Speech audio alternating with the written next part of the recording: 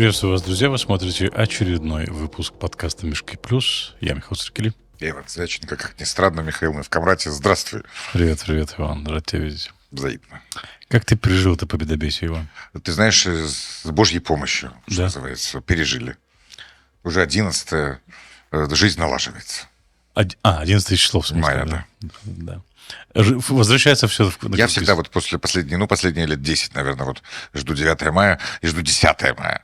А уже 11-е. Ты 10 мая ждешь больше, чем 9. 9, да, к сожалению, да. Ну да. Особенно на ботанике. О, да. Да. Я прогулялся. Да? Да. И? Заметил необычности. Например? Нету почти ленточек. Серьезно? Да, наших георгиевских, колорадских, там, Ну да. you name it. Ну понятно. Почти нету. Но заметил другую особенность. Очень много пилоток. И я думаю, откуда же они их взяли? И, по-видимому, какие-то китайские маскарадные магазины хорошо заработали. Ага, прям больше, да, их сейчас? Очень много. Прям много на детишках, на взрослых. Ужас просто. Пилотки.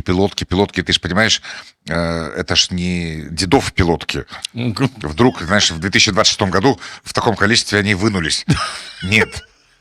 Может, это бабушек пилотки? И бабушек, дедушек нет. Это китайские, судя по всему, китайские. То есть даже не бабушек пилотки? Нет, я думаю, нет.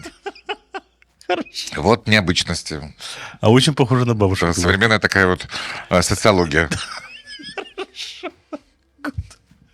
Окей. Об этом мы, конечно, еще поговорим. Да, на самом деле. Ну, давай, раз уж мы начали с этого, мне кажется, надо с этого продолжить. Давай. Как всегда, традиционно... Это можно сказать традиционно, да? То есть Кишинев страна делится на две части. Те, кто празднует День Европы, и те, кто, идет... Мы будем ходить строем всех остальных, помнишь? По строем? Да. Нет, Михаил, не согласен. Почему? Потому что я не там, не там. Я что ж, не страна? Я страна. Нет, ну подожди, я сейчас о том, где мы, где ты, где я, мы еще поговорим. Твоя оценка со стороны. Я не думаю, что общество делится так. Те, кто празднует День Европы, они же не обязательно приехали на площадь. Угу. Они вполне себе живут и за границей, они вполне себе живут в других районах нашей страны. А те, кто хочет с Додоном непременно пройтись с красными гвоздиками и, может быть, искренне, может быть, конъюнктурно прокричать про День Победы, про «Деды воевали», это ж тоже часть людей, настроенные с такой политической точки зрения ангажирована. Часть там есть искренне, часть есть, кто не присоединяется ко всему этому победобесию и не ходит колоннами. Там сложнее, наше общество сложное. Да, вот мне просто... Я не могу дать тебе ответ на такой вопрос. Неужели непонятно, что ходить вот этим вот строем и надевать вот эти вот пилотки, ладно, нет колорадских ленточек, да, но это фактически поддержать агрессию России. Либо не заметить. Либо не заметить. На 5-м году войны, либо ее не заметить. Потому что все, что связано с Днем Победы, к сожалению, российская пропаганда, Владимир Путин лично, Кремль анмасс за последние 15 лет превратили в поддержку своей политики, а за последние 5 лет в поддержку войны. Невозможно этого не замечать. Невозможно не замечать речи на параде на Красной площади, когда маршируют северные корейцы с начищенными бронзой калашами. Тоже зрелище не для слабонервных. Отполировали, да. Передернули затвор. Что они воевали на территории Украины и сражались с неонацистами. Там так это говорится. Ага. Не просто бандеровцы, неонацисты. Ага. Это вот Украина. И если ты поддерживаешь российскую политику, соответственно, ты как-то присоединяешься к вот такому дискурсу. Я не знаю, как это в здравом уме, в трезвой памяти у людей уживается в голове. Кто-то не замечает, кто-то стесняется, кто-то поддерживает. Мы видели в Берлине прекрасные толпы русскоязычных людей. Не всегда очень трезвых. Ну, я сейчас, конечно же... За Родину, за Катюшу, за Сталина, за Путина. Да-да-да, в Трептов-парке, да, Да, в Берлине, да, да. да. И не только, кстати, в Берлине. Там, Не только в Берлине. и в Австрии, и в Вене мы видели. Да и в Кишиневе мы видели. Ну да, вот Кишинев меня больше всего, конечно, волнует, потому что Кишинев — это наша столица.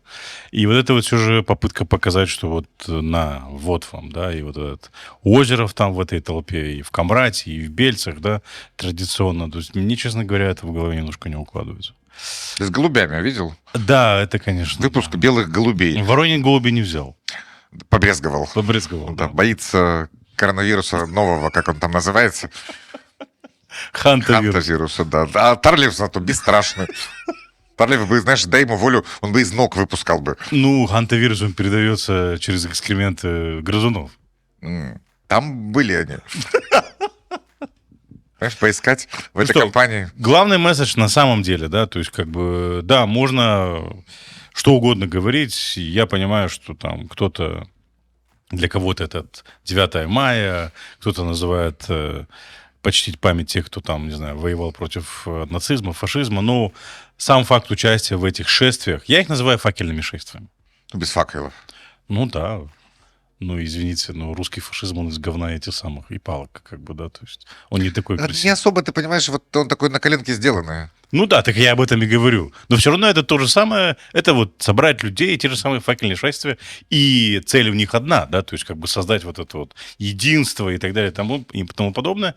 И в этом-то главный месседж, я не знаю, лет 30 назад, 40 назад, может, там и был главный лозунг «чтобы не было войны». То есть сейчас же главный лозунг можем повторить.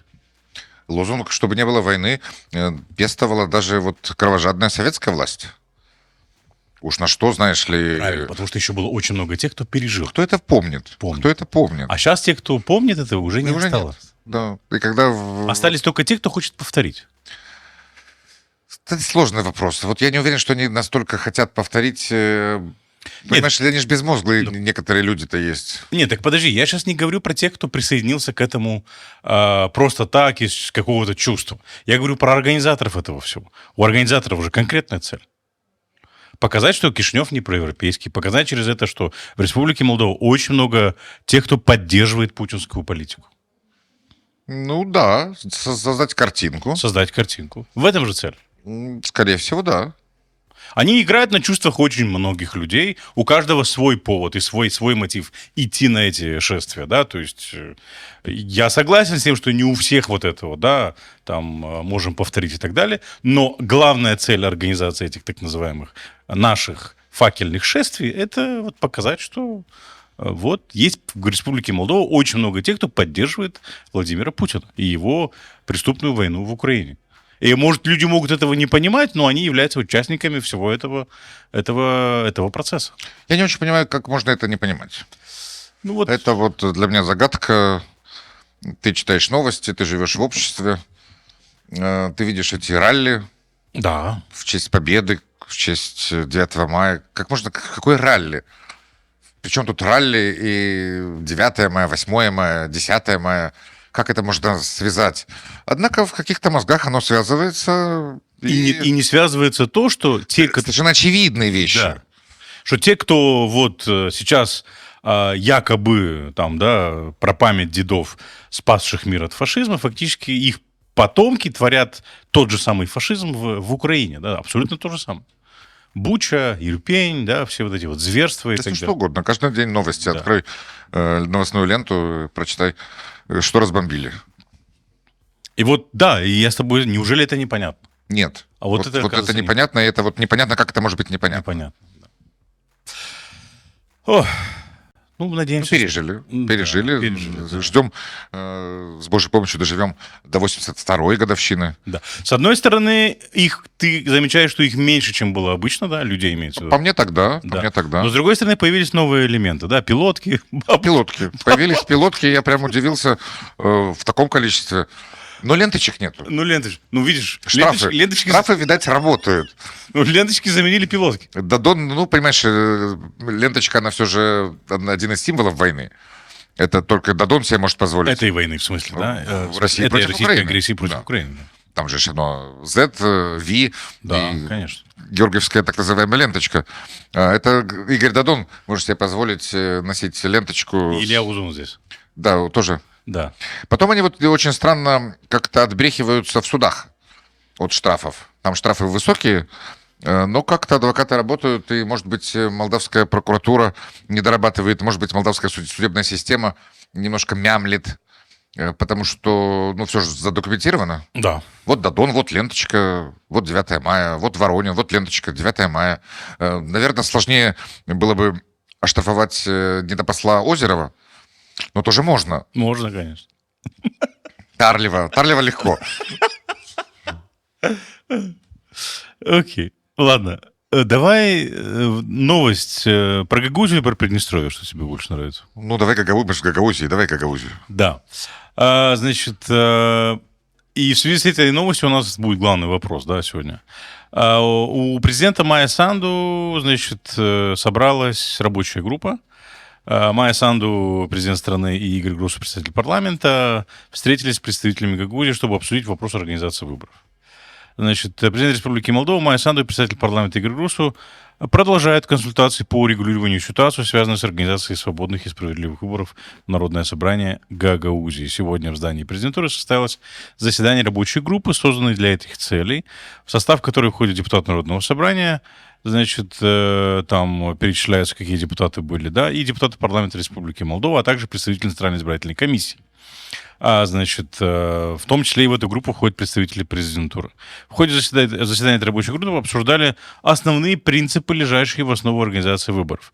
Прозрачность, равенство и уважение основных прав человека. Все это звучит очень красиво. Главный вопрос: кто будет проводить выборы? Кто будет регулировать эти выборы? Кто будет назначать избирательный орган в Гагаузии, который будет заниматься организацией этих выборов? Если все будет как было, с моей точки зрения, не будет никаких свободных и честных выборов. Это мое личное мнение, да? Ну, основанное все же на опыте. Ну, естественно. Как бы, ты же не Многолетнее посторонний наблюдение. человек. Поэтому я не совсем понимаю, в чем суть вот этого всего. Продемонстрировать инклюзивный процесс, да, или что, да? У меня вопрос: будет ли в Гагаузии существовать хоть какая-то часть законодательства, местного законодательства, которое будет регулировать эти выборы? Если да, то не будет никаких свободных, честных выборов. Это я, что называется, говорю с ответственностью. Этот процесс должен регулироваться Кодексом о выборах Республики Молдова или избирательным кодексом, как он сейчас называется.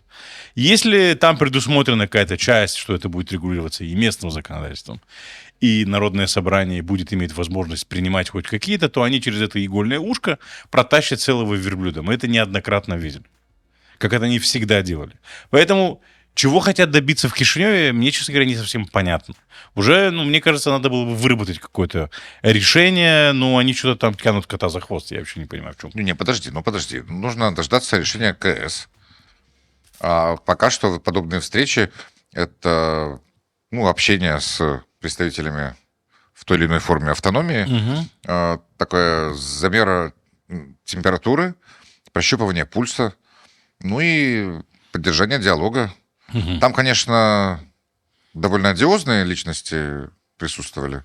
Которые допустили все это. Собственно, которые продавались. И да. Продавались и продавали. И оформляли это все в законодательстве. Да. Они специалисты по Конечно. подобным политическим телодвижениям. Я жду решения КС. Все, что ты говоришь, имеет место, но оно все... все, что мы можем с тобой обсуждать, оно виртуально, пока нет решения Конституционного суда. Именно КС должен определить да, нет. А дальше уже Кишинев и Гагаузия будут как-то от этого отталкиваться, плясать, двигаться. Давай напомним, что должен принять Конституционный суд. Конституционный суд должен высказаться на предмет того, насколько соответствует Конституции положение и полномочия АТО Гагаузия в соответствии с законом об особом правовом статусе об регулировании организации и проведения выборов в Народное собрание. Есть в законе об особом правовом статусе 12 статья, часть 3, буква «Д», кажется, да, которая говорит о том, что у Народного собрания есть право назначать выборы в Народное собрание, формировать Центральную избирательную комиссию и регулировать выборы в Народное собрание. Вот Министерство юстиции обратилось в Конституционный суд для того, чтобы определить, насколько вот эти вот положения закона об особом правовом статусе соответствуют Конституции или не соответствуют. Если Конституционный суд скажет, что эти положения противоречат Конституции, тогда у Гагаузии этих полномочий больше не будет, и дальше нужно будет, наверное, Кишиневу каким-то образом разрабатывать положения, которые должны быть включены в избирательный кодекс, и тогда уже Кишинев будет регулировать. Это я так вижу, да? Хотя по этому поводу я тоже не слышал по позиции Кишинева.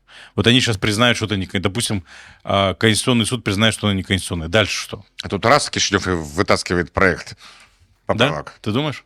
Ну, я думаю, там сценарии рассматриваются разные. И сценарий А, сценарий Б, С. Да. Было бы глупо, знаешь, не видеть возможные развилки и как-то не понимать, а какое же твое следующее действие. Что ты с этим делаешь дальше? Да, дальше-то куда мы действуем, куда мы двигаемся. Вот поэтому, друзья, главный вопрос, который мы сегодня задаем в нашем выпуске, это изменят ли выборы в Гагаузии политическую ситуацию в регионе? Вот выборы в Народное собрание, да, вот если их проводить дальше. Изменят ли они ситуацию? Кстати, мне кажется, частично ответ на этот вопрос дает сегодняшнее расследование, которое у нас появилось на сайте, да, Юлия Михайлова его сделала. Это профиль всех кандидатов на выборах в Таракли. Рядышком, да. Регион, который тоже был захвачен Шором. Шор сначала захватил Таракли, не сначала захватил Аргеев, потом захватил Таракли, потом захватил Гагаузию, да. И вот там, сколько там, не знаю, полгода назад Вячеслав Лупов подал в отставку. И вот сейчас на замещение вакантной должности примара Таракли проводят выборы. Из того, что мы видим, там из 5, кажется, кандидатов, там 4 связаны с Шором. 7 кандидатов, да, 6 связаны в той или иной степени с Шором. Ну так понюхались, поцеловались. Поцеловались. Лизнули. Да. Есть там один Буремечков, который связан с этим Арбомом, да, он там ректор или администратор филиала Русинского университета в Тараклии, и есть один от партии ПАС. Ну, а все остальные это просто в разных структурах Шора были Плохотнюка и Шора, вот, давай так. Хорошая смесь. Опытные политики, да. И вот как бы я надеюсь, что там выиграет не тот, кто был связан с Шором и с Плохотнюком. Хотя, мне кажется, там и от Ирины Влахис кандидат. Там и от от Тарлева есть кандидат. И все они независимые, понимаешь? Ну, немножко вот 3 буквами запачканы. Конечно. Понимаешь, видишь дефицит материала. Нету Ирины Влах какого-то достойного кандидата. Приходится пользоваться тем, что имеется в наличии. Ну, с другой стороны, опять же, такая же ситуация примерно в Гагаузии. Нету достойного, в смысле, как ты сказал, материала, да, приличного, да, скажем так. Я его, честно говоря, пока не вижу. Сейчас, конечно, кто-то может сказать: Михаил, а что насчет тебя? Ну, я как бы занимаюсь журналистикой, я не готов еще идти. Прекрасный аргумент, Михаил. Да. Беспроигрышный. Какой? Можно вот что угодно говорить про политическую обстановку, а тебе что-то Ты говоришь: а я не баллотируюсь. Ну да. А вот когда? Тогда аргумент перестанет работать. Нет, я нет. Я, знаешь, как бы я тут, знаешь, представитель Кишинева. Неофициальный. Просто как наблюдатель. Ну, я как сказал, для того, чтобы появилась хоть какая-то возможность или шанс на улучшение ситуации в Гагаузии, то для начала нужно создать нормальные условия. Без этого... Потому что в Гагаузии ситуация еще усугубляется тем, что Гагаузия сама это все регулирует. Вот там в Тараклии как бы Кишинев регулирует, Кишинев организует. Ну, понятно. Это же плоховато получается. И уже плоховато получается. А представьте себе в ситуации, когда сама Гагаузия все делает, сама Гагаузия все регулирует, так где же взяться тут нормально?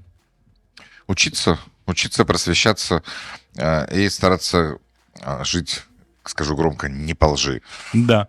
Вот, кстати, сейчас баттлы в Аргееве тоже, да? Там тоже пытаются спасти. Следующее расследование. Да, следующее расследование. Да. Но там у проевропейских партий чуть больше шансов, чем в Тараклии, честно говоря. Ну, будем надеяться. Будем Во надеяться. втором туре Аргеев 80% проголосовал за Майю Санду, Да. чем несказанно меня удивил. Да? Ну, здрасте, там же шоровская вотчина. Ну да, А ну, тут смотри, раз и нет. ну да, когда есть Шор, голосуют за Шора, когда нет Шора, голосуют не за Вот, Шора. голосуют по-нормальному. Да.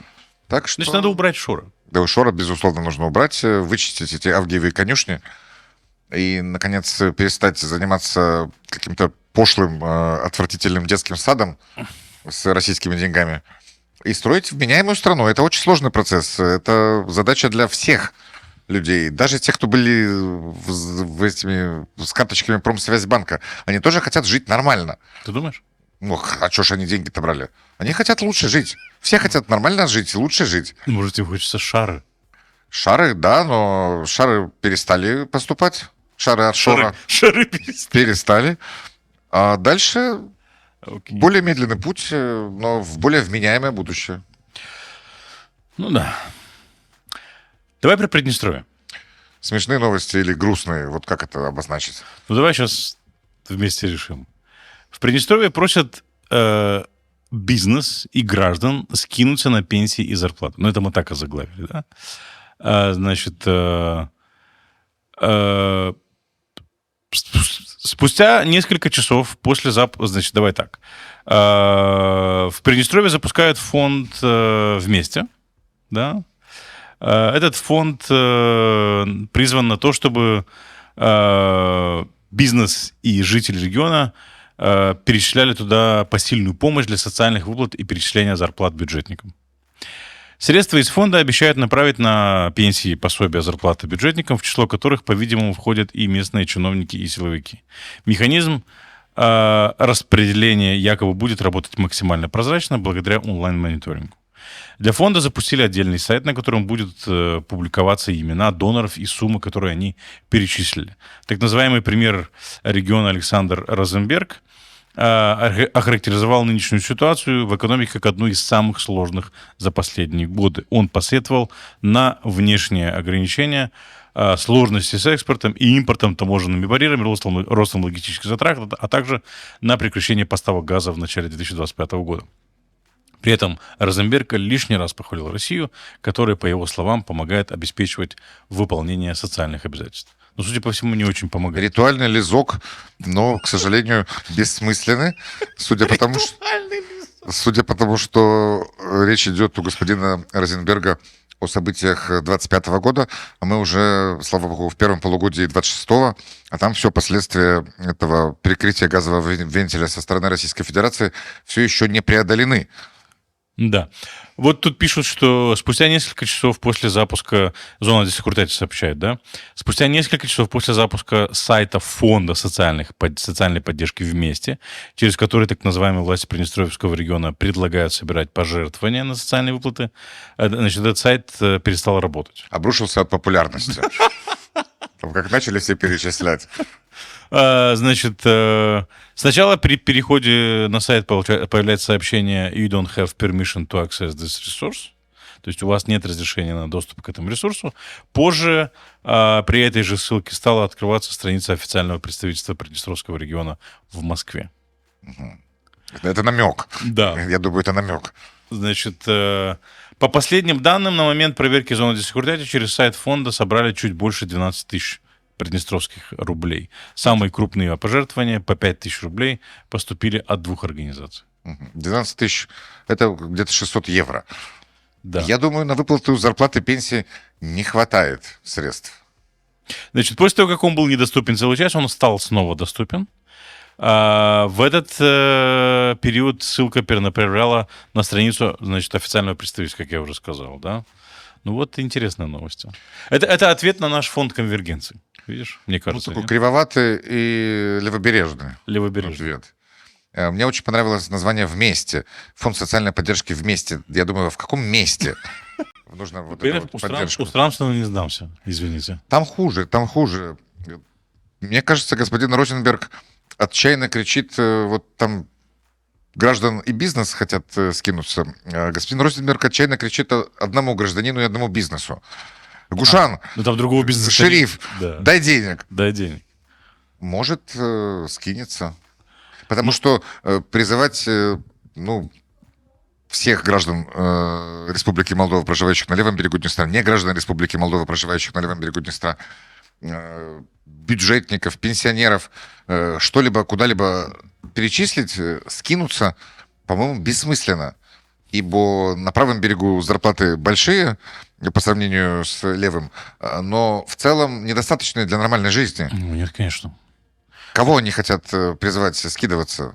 Ну, Если все в кризисе. с левого берега люди стали ездить на правый берег, зарабатывать деньги. Ну, говорят, 25 тысяч человек ежедневно приезжают сюда на правый берег. Это они их собираются спросить скидываться или что? Бизнес скидываться. Ну, есть бизнесмен один, монопольный бизнесмен, он может скинуться. Но для этого не обязательно делать фонды, Ну да. потому что все же фонд подразумевает некое участие массового количества людей. А тут массовым количеством, боюсь, пахнуть не будет. Вот тут в режиссерской нам задают, а зачем ему это надо? Я не знаю, зачем ему это надо. Наверное... Зачем нужно бизнесмену скидываться? Ну, бизнесмену не зачем скидываться, конечно. Бизнесмен, он же... Вся суть его бизнеса на том, чтобы избегать уплаты налогов и зарабатывать на серых схемах. И не содержать регион. То есть вся схема работала, пока Россия платила пенсии, зарплаты и социальные выплаты. Сейчас, когда Россия не платит, схема не работает.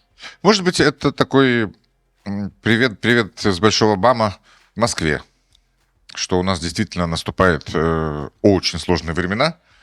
Ваш бесплатный газ криво-косо поступающий, неизвестно, как будущий поступать после утверждения нового премьер-министра Венгрии на территорию Приднестровья и после введения НДС на газ, etc., что Москва, help, I need your help. Что-то надо что-то делать.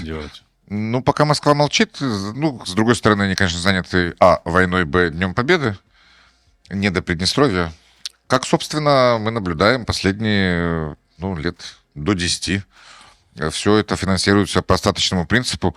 Так, с барского плеча, давайте соплей куда-нибудь там кинем, каких-нибудь пару миллионов перечислим, чтобы совсем пояса на последнюю дырочку не затягивали.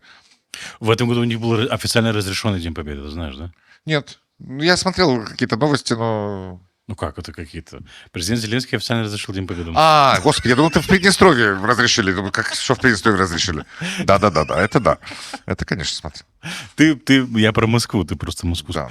Иван тут спрашивает, Слава Понеже спрашивает. Иван, с новой прической. Уже не новая, уже неделю вы Уже остались, неделю, Слава. да. Ну, спасибо. Значит... И прической сложно назвать, все же не так много волос. Ну... Все, что есть, все мои. Да. Прическа же.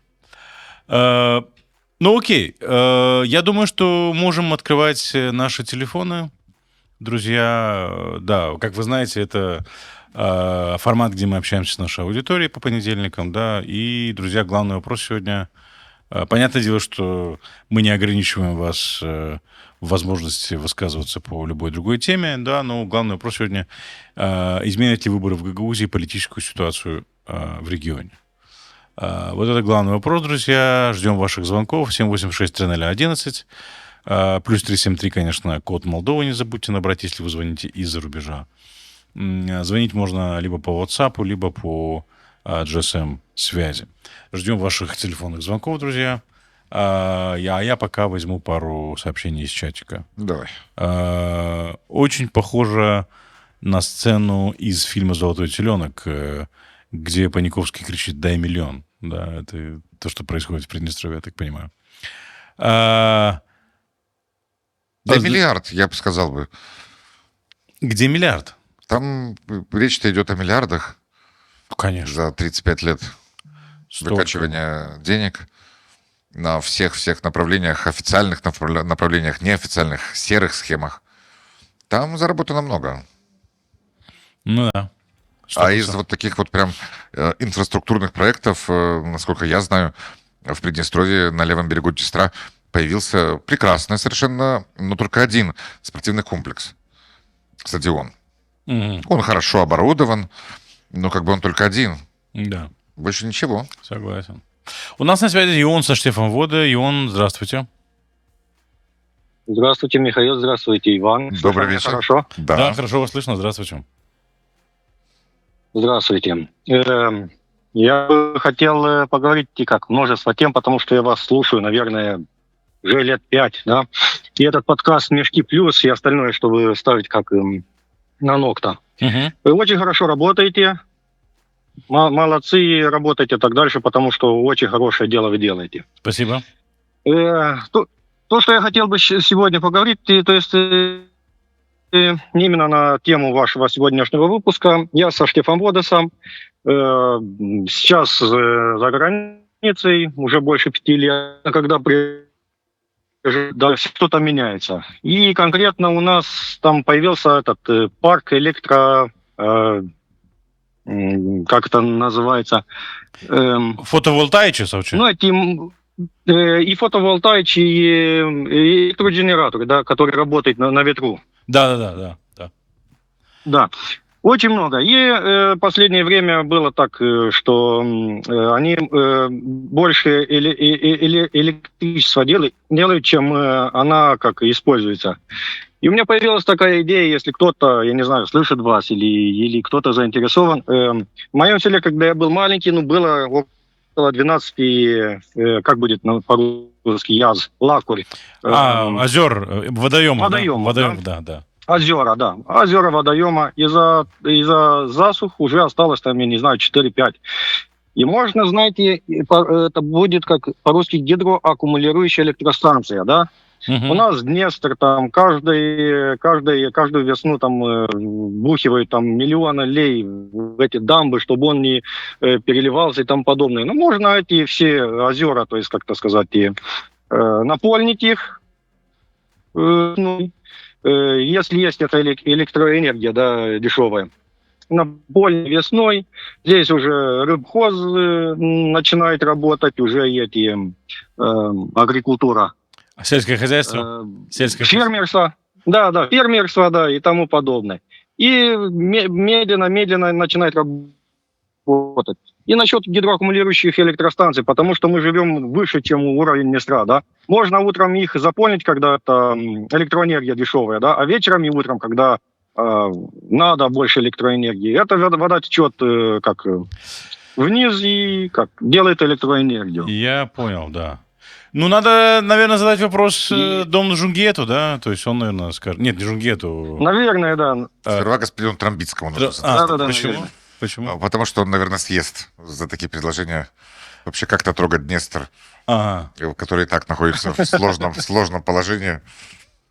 да. Да, но весной, я же говорю, у нас всегда там почти каждая весна делают эти дамбы, миллионы лей там теряется, потому что каждый год новые дамбы там надо делать и тому подобное. Так ты будешь все это закачивать, всю эту воду, которая найдет в Черное море, закачивать в эти озера. И будет лучше для людей, и для экологии. Ну, как только у нас будет И возможность экономики. поговорить с Домом Хаждером, министром кстати, экологии, да, Министерство экологии, конечно же, надо безусловно, зададим этот вопрос. Спасибо вам. Спасибо. И насчет Да. И насчет любимой страны Ивана, да, то, что Голландия. Да. Я тоже там был, очень красивая страна, нечего сказать, и впереди планеты всей. Но как экземпл, как пример для Молдовы, я думаю, будет лучше Израиль, потому что мы почти такие же, как сухой климат, По и климату. почти такие же проблемы с водой. Да. Для нас бы лучше было бы ихние как-то Опыт. Да. их опыт. Я понял.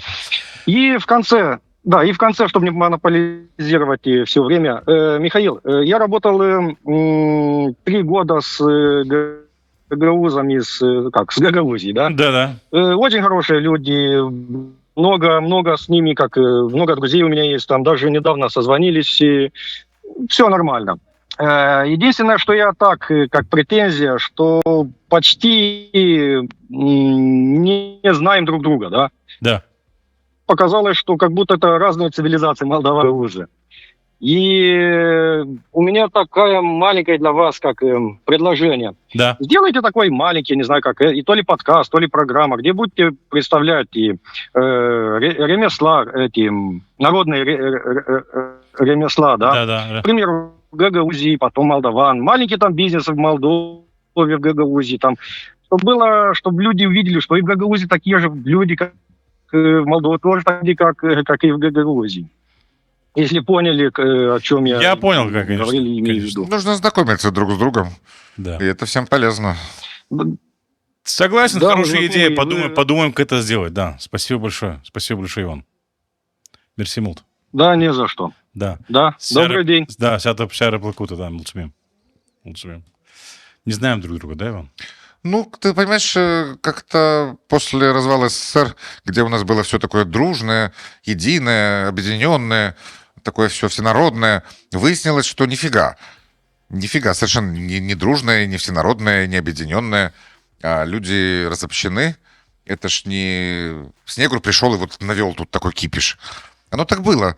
Просто скрывалось под маской пропаганды и под пятой идеологического давления со стороны КПСС. Да. Не стало этого давления, этого ига КПССного, ну и жизнь взяла свое. Да. Люди разные, а чем они объединялись в общей жизни на одной и той же земле, было непонятно. И все эти противоречия вскрылись. Вскрылись вот по щелчку. Да. Виктор из Румынии у нас на связи. Виктор, здравствуйте. Здравствуйте. Добрый вечер. И здравствуйте, господин Светченко. Да, здравствуйте. У вас сегодня два вопроса. Ну, начну со второго, с фонда. Да. Приднестровье, я думаю, это пиар-акция. Угу. С какой довольно целью? Слабенько, потому что... С какой целью пиар-акция? С какой целью? Пиар-акция для того, чтобы показать, что руководство республики не забывает о трудном положении пенсионеров и людей с малыми доходами.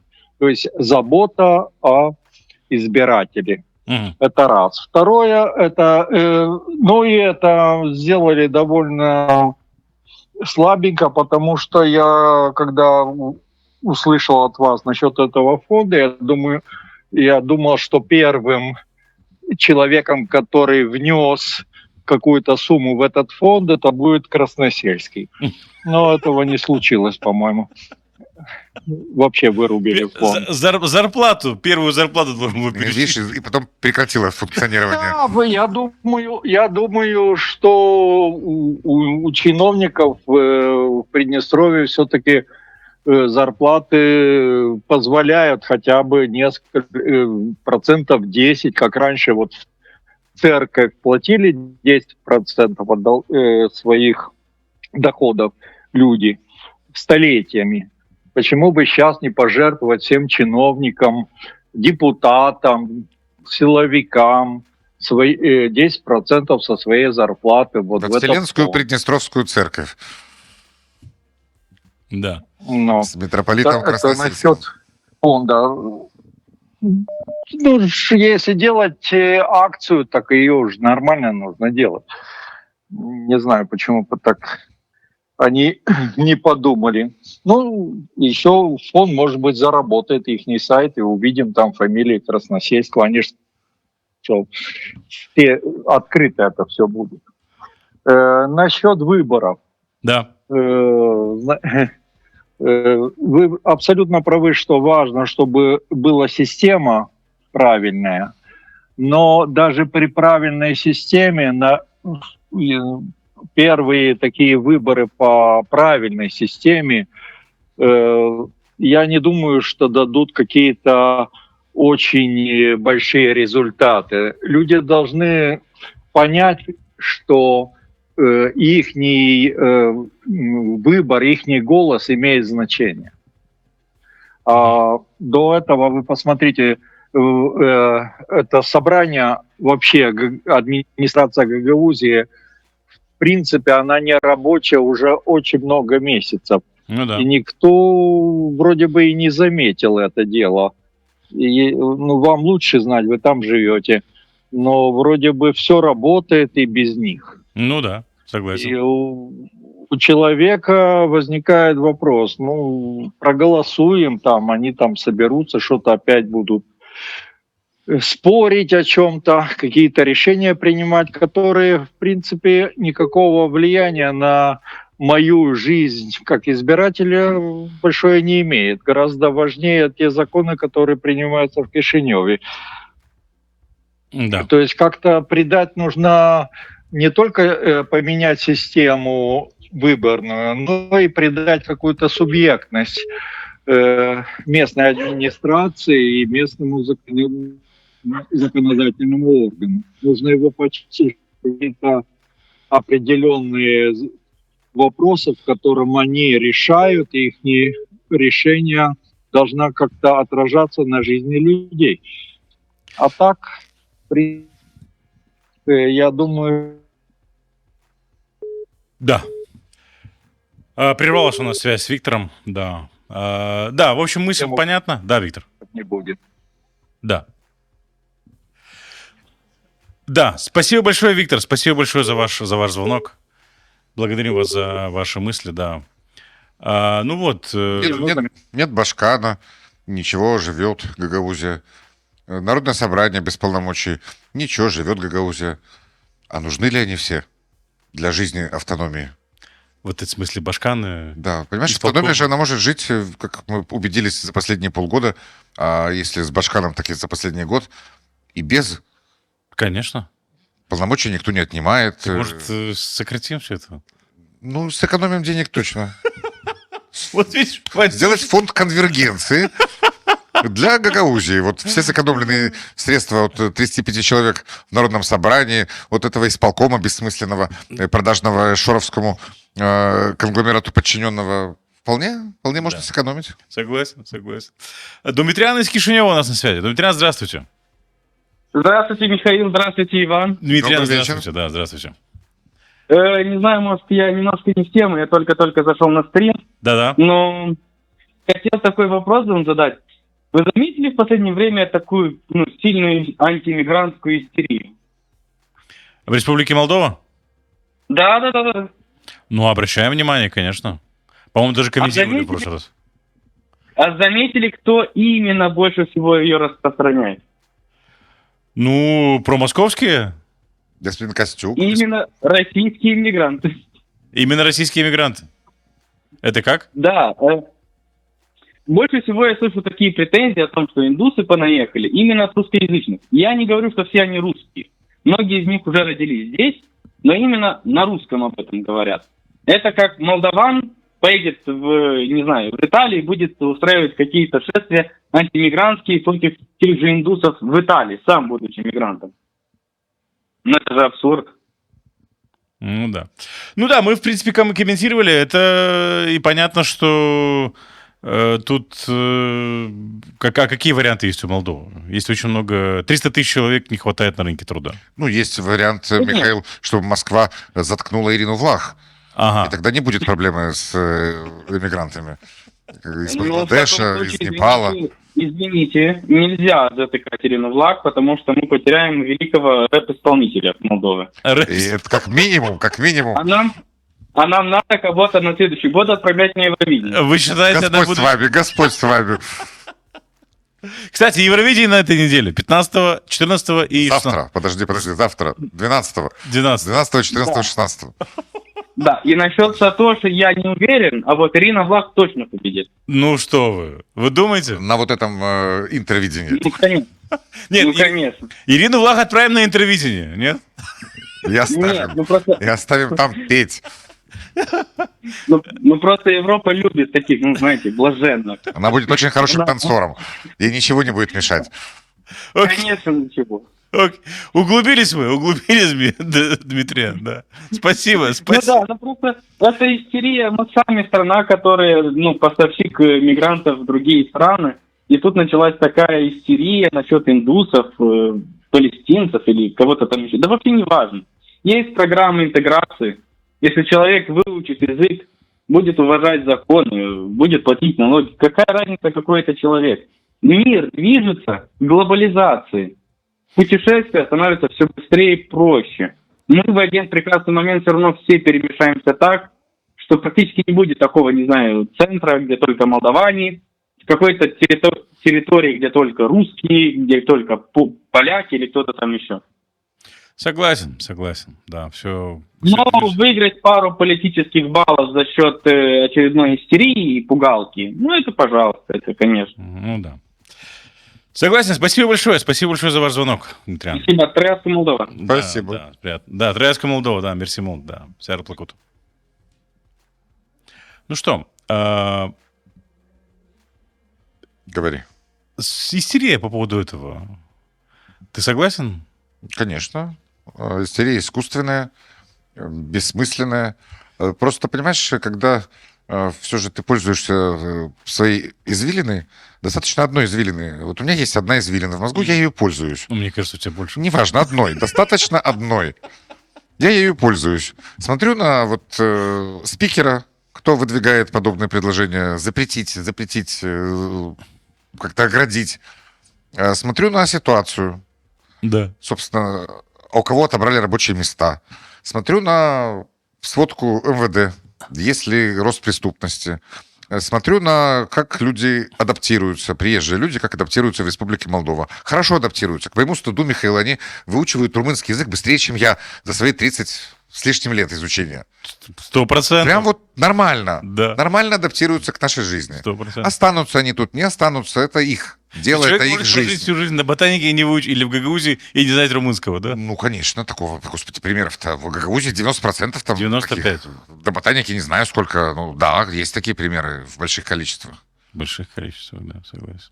А тут люди, такие же люди, опять же, у них те же желания нормально жить, Согласен. обеспечивать свою семью. Да. Такие же желания были у молдавских гастарбайтеров Да. 20 лет назад, 30 лет назад, которые ехали в Италию. Да. Обеспечить себя, свою семью, своих детей, своих родителей нормальной жизнью. Да. Плюс-минус это получилось. Согласен.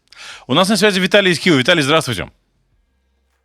Добрый день. Добрый день. вечер. Как вы, Виталий? Да нормально, слава богу. Хотелось бы вот с ребятами пообщаться. Спасибо. Мы тут. Мы тут. Слушаем вас. Смотрите, я смотрел этот, как его, эфир по тому, как парад прошел в Кишиневе, Мгм. и был очень удивлен. И хотел задать один вопрос тем, которые в пилотках, во всех прочих. Вот мой дед в 40-м году был, это первым в Сибири из Молдовы. Вот. И освобожден, скажем так, с 55-м. Мгм. Хотел бы спросить, и как он должен отнестись к этому бывшему советскому режиму? Ну, наверное, так же, как и мой дедушка, который лишился всего, или дедушка моей жены Марии, которого посадили за 6 килограмм кукурузы, и он провел в ГУЛАГе до 52-го, если я не ошибаюсь. Согласен. Да и мы об этом, в принципе, говорили с Иваном, да, в начале, что, в принципе, как бы, да, война закончилась, Вторая мировая, но наши страдания только начались. Здесь, в Бессарабии, имеется в виду, да? Да. По окончании я закончил Одесский политех, потом перешел в Крыму, а в 2014 году был, когда я заметил, что меняется, становится более-менее в европейском направлении, приехал в Киев, конечно, оставил позади вот это все, что советское прошлое. Так Мгм. вот, год с чем-то назад ко мне прилетела баллистика рядом, все окна повылетали. Опять, какое у меня отношение должно быть к этому всему? Я вот хотел спросить у тех, которые в пилотках, которые боятся носить уже георгиевскую улитку. Да, согласен. Я с вами полностью согласен. В принципе, об этом и мы и говорим, потому что, очевидно, вот эти марширования в пилотках — это участие в оправдании этой агрессии, безусловно. Тут неважно, с каким мотивом или по какой причине люди идут на эти марши, но они участвуют в этом коллективном оправдании этого всего, безусловно. Но они неужели не имеют мозгов и не понимают? Просто я понимаю, что, может, для них война далеко, но благодаря нашим ребятам до них не дошло. Может быть, Согласен. они было им в радость, чтобы жили они в этой советской как эйфории, которую я не понимаю, вот пионеры как кричали: будь готов, всегда готов, для чего никто не знал, но главное быть готовым к чему-то. Да, согласен. согласен. Ну, Единственное... а вас Да. благодарю. Я вас давно слухаю. И делайте правильное дело, потому что в те годы, 80-е, 70-е, такого мнения, как у вас, было очень мало людей, к сожалению. Сейчас становится все больше и больше, и люди, дай бог, развиваются и идут в другом направлении, более надежном. Я еще один пример давно. Моя мать, например, у меня есть фотография 1933 года, которая жила на территории Бессарабии. И когда смотришь на ту ее фотографию, радуешься, как люди были одеты, обуты. Да, То кстати. есть красивая фотография. Да. Когда смотрю здесь в Киеве, как люди жили в 1933-м в Украине, умирали с голода и пухли, неужели разницу не видят? Потом они приехали в 45-м, победили, типа сказать, победили, и в 49-м в Молдове тот же как его, голод. Да, 46-47. У нас... В нашем селе, Да. что они появились, в нашем селе, что они сделали? Построили клуб, поставили памятник Ленину и вперед. И радуйся, да. У нас тоже есть исследовательница здесь в Гагаузии, которая показывает фотографии своих родителей, дедушек, бабушек, да, 30-х годов, и уже фотографии в Гагаузии 50-х годов. Там разительная разница, да. 30-е годы люди, портное, значит, ателье у них, да, модно одеты, значит, последние писк, что называется, моды Европы, направление тренда, да. А в 50-е годы это фуфайка и шапка... И сапоги. И сапоги. Ну, я такое и в Кишиневе видел. Да, и в Кишиневе. Во время румынской оккупации в 30-х годах люди веселые, прекрасно одетые, дети с бантиками, девушки с бусами, мужики нормально себе выглядят, цивилизованно. Вот ужасные румыны пришли, оккупировали и сделали цивилизованную жизнь. Да, да. А потом пришла советская власть, и как-то все немножко похожи на барак стали одеты. Да, и это в моем прям селе, видно. скажем так, и в моем селе человек, который имел дом, он уехал в Румынию, а в его доме построили, советы сделали больницу. Клуб построили новый, конечно, а больницу сделали в Ну, да. доме бывшего класс. Ну да, Класс, всё было согласен. хорошо. Спасибо большое. за Спасибо вас. вам. Спасибо большое. Мира. Вам тоже спасибо. Спасибо. Продолжайте. Да. Спасибо А большое. вам так. Да. Приятного вечера. Ну да, у меня дядя, по-моему, моего отца, да, родной, он покончил с собой, ну, когда уже практически YouTube остался не любит, без помню. ничего. А? Помни про YouTube. Ой, извините, да. Да, его дети исчезли куда-то, да, его дом отобрали, кому-то там отдали. Ну, государство позаботилось. Ну да. Государство хорошо заботилось о детях. Меня всегда это просто приводило в состояние такой холодной ярости, как советское государство относится к детям в таких сложных ситуациях. Оно сейчас, конечно, далеко не в идеальном состоянии, все, что происходит у нас в современной Молдове, но то издевательство над детством, которое практиковалось на протяжении десятилетий в Советском Союзе, это просто какой-то кошмар. Это вот то, что редко я говорю слово «ненавижу», вот это я ненавижу в Советском Союзе. И в соседней Румынии то же самое было при Чаушеску, по большому счету, да. Ну, советский лагерь там у нас Да, как бы конечно. друг от друга, конечно, Прям отличался, такой. но не слишком. Да.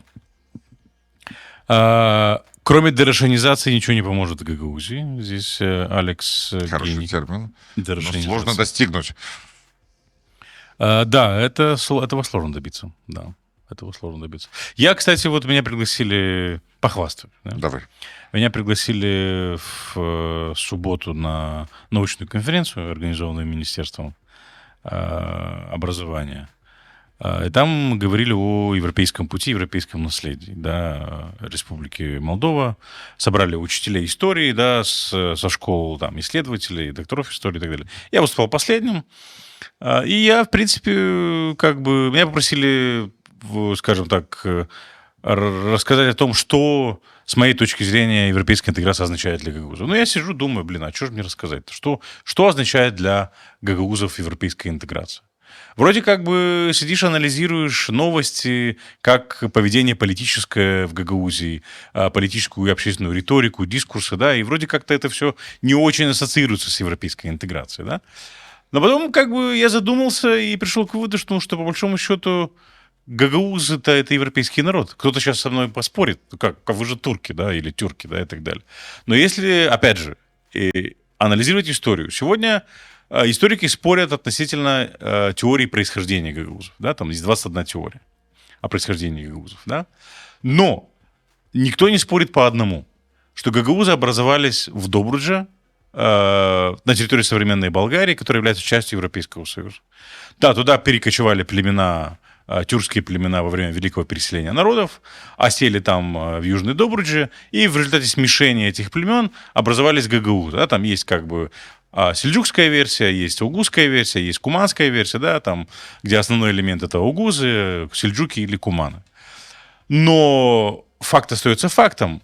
Гагаузы образовались на территории Европы в результате смешения этих племен, которые пришли туда. Да? То есть гагаузы не пришли туда как гагаузы. Да, перекочевали какие-то племена, которые смешались, в результате чего образовались гагаузы. Как в случае с болгарами тоже. Да? Перекочевали протоболгары, они там осели, смешались с местным населением, славянизировались, христианизировались, да, и так появились болгары. Но ни у кого не возникает вопрос ставить под сомнение европейскость болгар. Да? Почему тогда возникает вопрос в отношении гагаузов? Ну и самое главное, гагаузы главный элемент своей идентичности, религию, переняли у Византии, да, христианство, да, то есть пришли туда язычниками, переняли религию, то есть с этой точки зрения гагаузы это европейский народ, хотя мало кто об этом говорит в Гагаузии, да, то есть и мало кто это подчеркивает и обращает на это внимание. Поэтому интеграция Республики Молдова в Европейский Союз и вхождение для гагаузов означает возвращение к своим корням.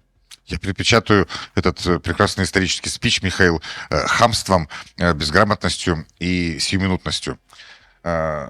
Все исторические изыски и ныряния в прошлое — это очень нужная штука для понимания сути народа, изучения собственной истории. Но я на это гляжу с другой колокольни. Угу. Я гляжу с 2026 года. Да. Вот есть гагаузы, которые живут в Республике Молдова, которая движется в ЕС. Да. А если турки здесь живут на территории Республики Молдова, они европейский народ? Ну, если они живут в Молдове, то да. 200 лет. Да сколько угодно. Знаешь, что меня бесконечно бесит от некоторой части нашего общества? Они говорят, что вот мы приютили гагаузов. Кто приютил гагаузов? Ты приютил гагаузов? Они живут здесь сотни лет. Ты приютил гагаузов? Ты такой вот гостеприимный. Мы живем на этом клочке земли в бесконечном разнообразии национальностей, этносов, языков, происхождений, исторических корней. И вот мы образовали это общество. Вот оно у нас есть такое. Какая разница, кто у тебя были предки 500 лет тому назад? Мы строим сегодняшнюю жизнь и с Божьей помощью, справляемся с тем, что, да, мы как бы хотели передать детям и внукам. И да, в Европейском Союзе лучше. Безусловно. Я часто слышу от историков, да, то есть как бы, что да, в последнее время когда-то было, безусловно, да, то есть есть, но все чаще и чаще звучат как бы высказывания о том, что гагаузы, да, здесь 200 лет. 200 лет, а 300 лет их не было. 300 лет, что ты имеешь в виду? 300 лет, вот 200 лет уже это задокументированная история. Да. А 300 лет их не было? Откуда вы знаете? 300 лет они были в Добрудже. Окей, рядышком? Да. Они как-то пересекали же вот какие-то вот эти невидимые границы. Я не знаю, пересекали или нет, но мы знаем, что массовое заселение началось. Жили здесь, плюс-минус, сохранили свою культуру. Да, в 26-м году можно говорить о том, что многие представители, ведущие представители гагаузери продавались шору и делали это пошло, отвратительно, наглядно, дискредитировав и свои собственные репутации, и в том числе в какой-то степени и саму автономию. Но это не Гагаузия, и это не гагаузский народ. Это отдельные представители, продавшиеся шору. И замазавшие в этом еще 40 тысяч человек. Да, не без того, не без того. Конечно, рыба гниет с головы. Тут надо признать этот факт. Конечно. Что-то с жабрами сделать. Вот так, надо что-то сделать. Согласен. И ножницы в руках Кишинева, с моей точки зрения. И лип-тип-тип. Кладите на свою маленькую штучку и лип-тип-тип. Окей, друзья. Спасибо большое за этот эфир, Иван. Спасибо, Михаил. Спасибо, друзья, за то, что были с нами. Спасибо всем тем, кто дозвонился до нас. Из Бухареста, из Лондона, по-моему, или из Ирландии, если не ошибаюсь, Ивон и Штефан Вода. Из Киева до нас дозвонились, да, из Кишинева. Спасибо всем, друзья, кто был Про с нами. анонсы, Михаил, не забываем. Про что? Да. У нас, друзья, 2 анонса. Наш обычный выпуск «Мешков» выйдет в субботу, да.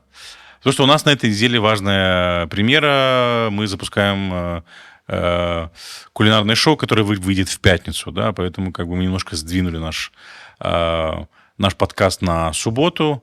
Ставьте лайки, подписывайтесь на наши каналы Nonfiction Свяченко в YouTube, Nocta MD в YouTube, для того, чтобы не пропустить новый выпуск «Мешков». Ну и поддержите нас, если у вас есть такая возможность. QR-код на экране, ссылка в описании, способы поддержки, друзья. И да, не забываем, что у нас Евровидение на этой неделе. Завтра первый полуфинал. Первый да? полуфинал номер 1. Номер 1 Сатоши. Второй полуфинал 14-го. И финал 16-го. Да. Да? Мы из Молдовы, насколько я понимаю, не можем голосовать за Сатоши. Да? Но Все остальные молдаване. все остальные молдаване в диаспоре могут голосовать за Сатоши. Поэтому поддерживаем, держим кулачки и желаем нашему Сатоши, Владу Сабажуку из Кагула удачи на этом важном мероприятии и коллектив, который его поддерживает там. Да? Поэтому fingers crossed, держим кулачки и желаем, все болеем за Влада Сабажука и Сатоши. Номер 1. Номер 1. Спасибо, друзья. До свидания.